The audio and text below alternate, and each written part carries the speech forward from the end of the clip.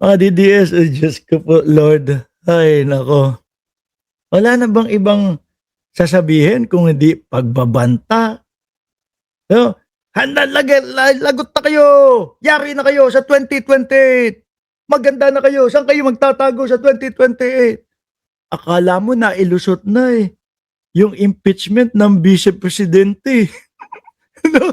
Oh, akala mo nailusot na nila yung impeachment ng Vice Presidente, pero ang katotohanan, no, mga kababayan, eto, oh, 'di ba?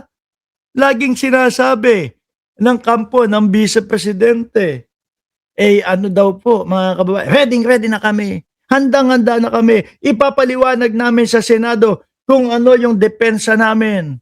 Puro noongga. Pero kapagka palapit na ng palapit, o katukat na, natatakot na. Oh, naalala nyo? Niyabangan yung mga DDS. Ang sabi sa mga DDS ay, ready na po kami na magpaliwanag. May blood, oh, it wasn't me, oh, di ba? May blood ba't pang mga nalalaman? Oh, ready na kami na magpaliwanag at idepensa ang Vice Presidente doon daw sa Senado.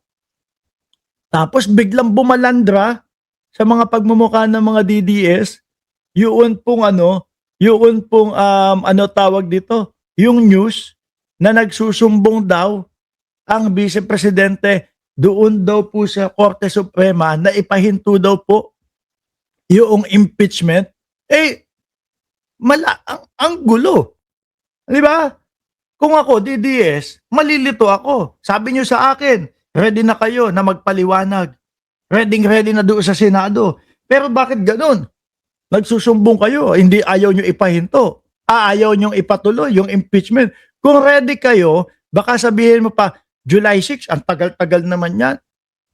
Dapat ang sinabi, oy, si Richard Banjalan. Nagagalit yung mga DDS. Oh, kupal ka, kuya. Ay, thank you. Wala. Tingnan nyo ho, mga kababayan. No? 26 minutos na tayong nagsasalita dito at yung mga sinasabi natin ay hindi pumapabor doon sa mga iniidolo nila, mga kababayan. Pero, pero ang isasagot lang sa atin, kupal ka, kuya. Itotokhan ka namin, kuya. Mana kayo. Oh, doon sa mga iniidolo ninyo. 'Di ba? Wala nang kadise-disente, eh. No? Yung akala nyo naman, kaya nyo naman tapatan, kagaya ni Rodrigo Duterte. Si Rodrigo Duterte talagang ginagawa yun. Pero yung kayo, mga DDS, wala yan. No? Naimbento lang ang internet. Kaya kayo, taka, keyboard warrior. O, di ba? O, eto. Asan si BP daw? Hindi uma-attend ng mga pre-trial. Di ba? Doon sa kongreso. Ako, mga kababayan, ang paniniwala ko po simple lang. No?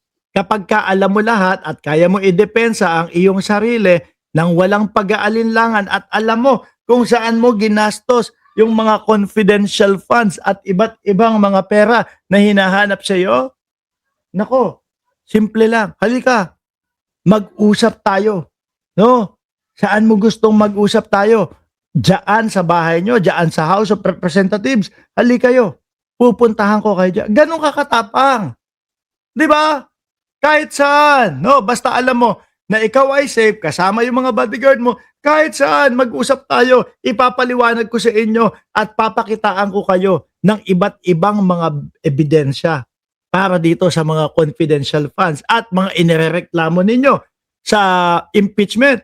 Pero hindi uma-attend. Ang hindi pag-attend ay pag-iwas. No? Biruin nyo, partida na nga, open na nga lahat. Yung pati yung mga ebidensya versus Vice Presidente, pero hanggang ngayon, wala pa din. Tapos ang paparinig doon sa mga DDS, yung pagbabanta kay Bongbong Marcos, Liza Araneta Marcos, at kay Martin Romualdez, parte lang daw po ng freedom of speech, mga kababayan. Nunok ng puti. Di kapag sinabi ko, si Vice Presidente ipapapatay ko.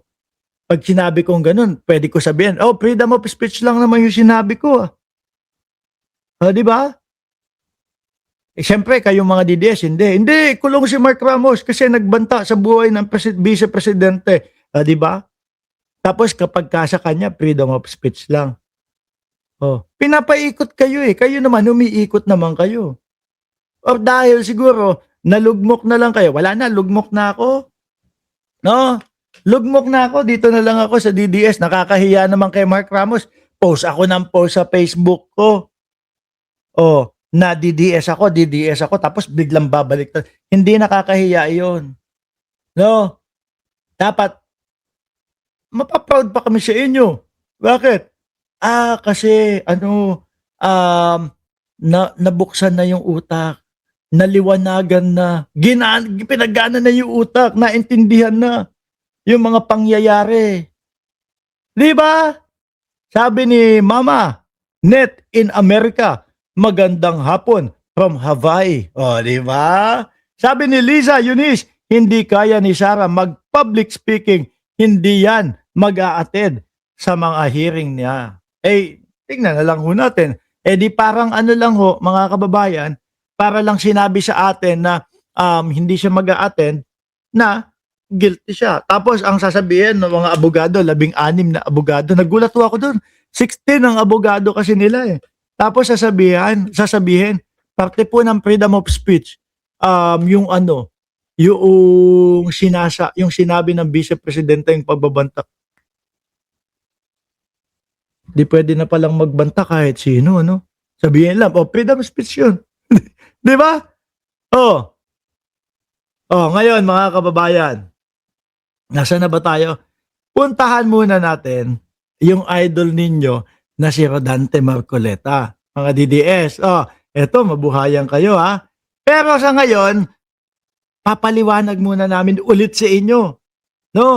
Kung bakit kinakasuhan si Rodante Marcoleta, no? Doon sa 75 million. Eto ha, yung lagi kong ginagamit na paliwanag ay galing doon sa kay Assistant Ombudsman Miko Clavano. Baka sabihin nyo, Mark, siyempre paliwanag yan ng Office of the Ombudsman.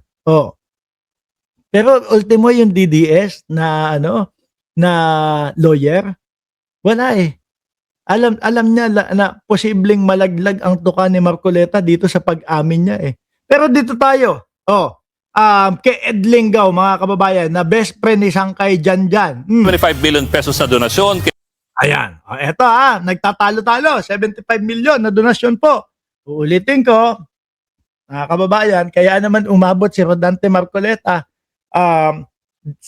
dito sa sitwasyon na ito, natakot, kinabahan na i-disqualify po. Actually, nakalusot siya doon sa COMELEC.